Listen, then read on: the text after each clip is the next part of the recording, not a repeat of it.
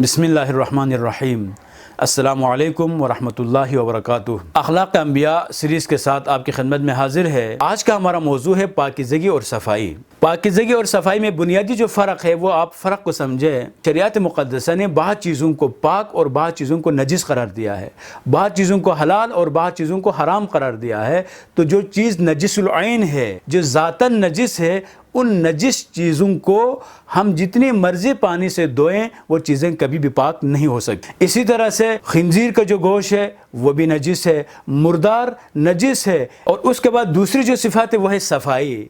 सबसे पहले आप अपने वजूद को साफ़ रखें, अपने कपड़ों को साफ़ रखें, अपने चेहरे को साफ़ रखें। अगर आप मस्जिद में जाते हैं तो मस्जिद की सफाई का ख्याल रखें। अगर आप क्लासरूम में जाते हैं तो क्लासरूम की सफाई का ख्याल रखें। आप किसी शहर में रह रहे हैं तो उस शहर की सफाई भी आपकी ज़िम्मेदारी है। कुछ लोग ये ख्याल करते हैं बस हमारा काम ही गंदगी फैलाना है, सफाई करने की ज़िम्मेदारी बाज़ और लोगों की है। ये एक गलत बात है और इसके नतीजे में हम अपने शहरों को साफ़ नहीं रख सकते, हम अपने घरों को साफ़ नहीं रख सकते।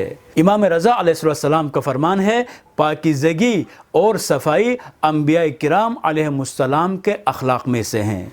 अगर आप अंबिया किराम अलैहिमुस्सलाम की इन अजीम सिफ़ात से अपने आप को मुज़य्यन करना चाहते हैं, मुत्तसिफ़ करना अगर आप चाहते हैं, तो आपके लिए ज़रूरी है कि आप ख़ुद भी साफ़ रहें और माहौल को भी साफ़ रखें।